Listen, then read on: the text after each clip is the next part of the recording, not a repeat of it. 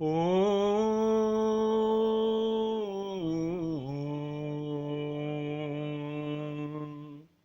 श्री साई नाथाय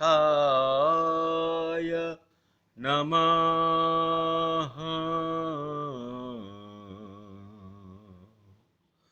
ओम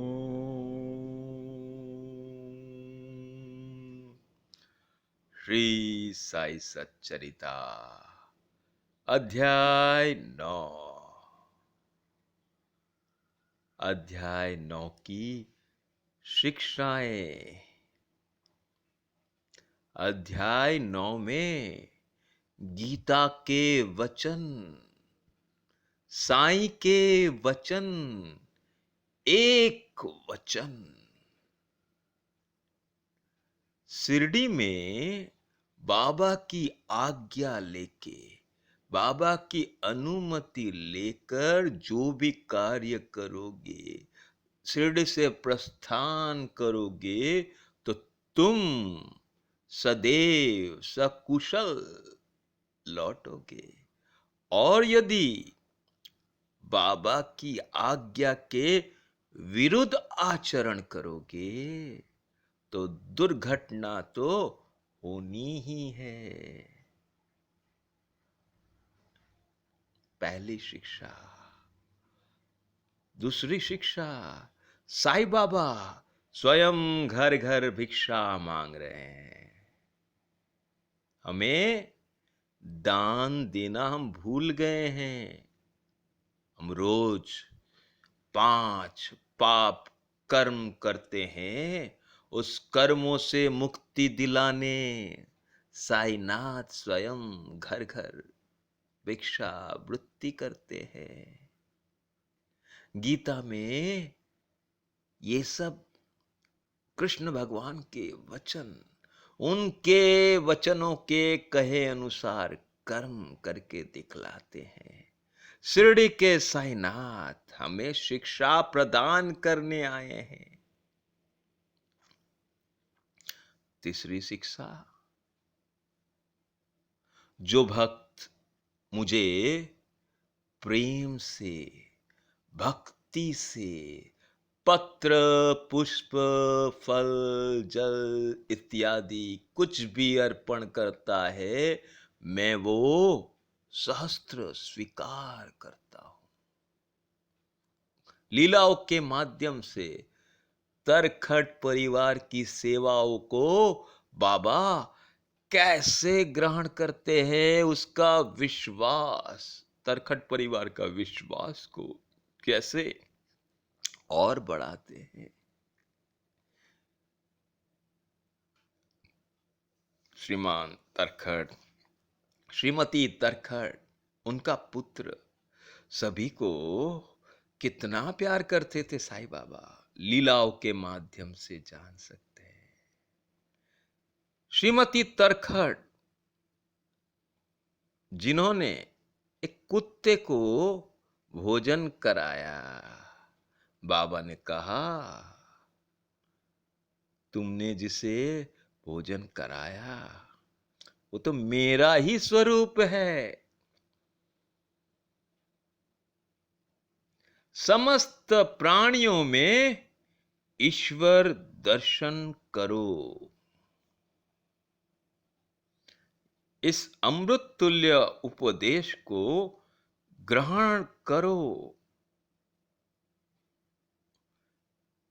श्रीमती तरखट बाबा के वचनों को सुनती है। उनके आंखों से अश्रुधारा बहने लगती है, गला रूंध जाता है, उनको आनंद का पारावार नहीं रहता। बाबा कहते हैं, जो सब प्राणियों में ईश्वर दर्शन करता है वो मुझे अत्यंत प्रिय है।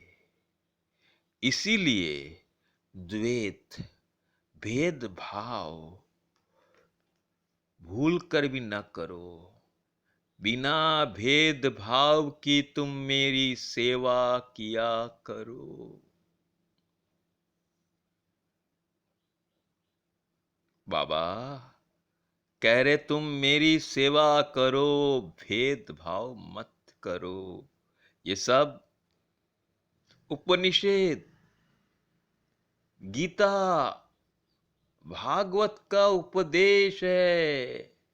समस्त प्राणियों में ईश्वर दर्शन करो। ये एक ही उपदेश उपनिषद में भी है, गीता में भी है, भागवत में भी है, साई सच्चरिता में भी साईनाथ ने वही उपदेश दिया है। सब प्राणियों में ईश्वर का वास है, इसका प्रत्यक्ष अनुभव करो, सत्य पहचानो।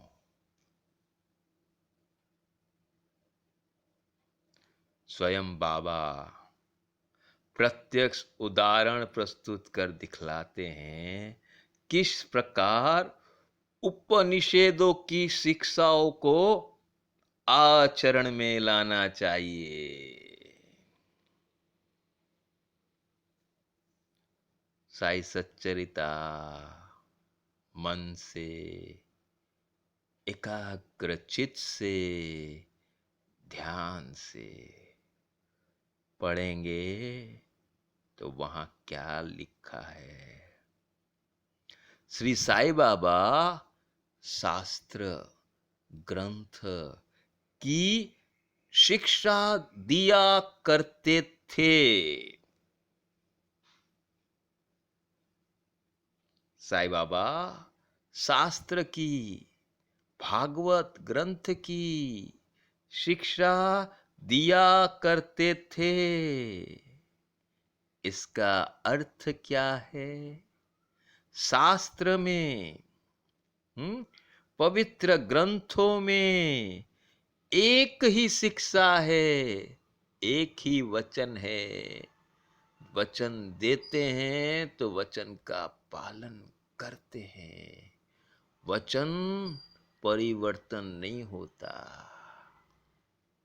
उन वचनों को वे निभाते हैं, बार बार दोहराते हैं, हमें याद दिलाते हैं कि तुम अपरिवर्तनशील हो।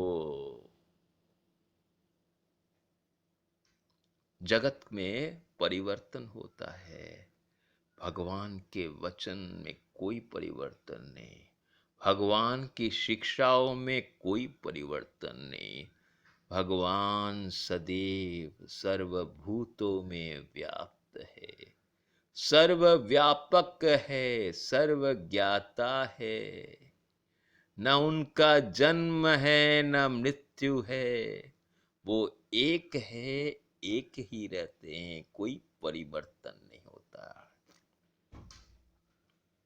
इसीलिए श्री साईं बाबा का सदैव ही प्रेम पूर्वक स्मरण करो, क्योंकि साईं बाबा सदैव दूसरों के कल्याणार्थ तत्पर तथा आत्मलीन रहते थे। आत्मलीन, आत्मलीन शब्द का बारंबार प्रयोग साई सच्चरिता में पाओगे।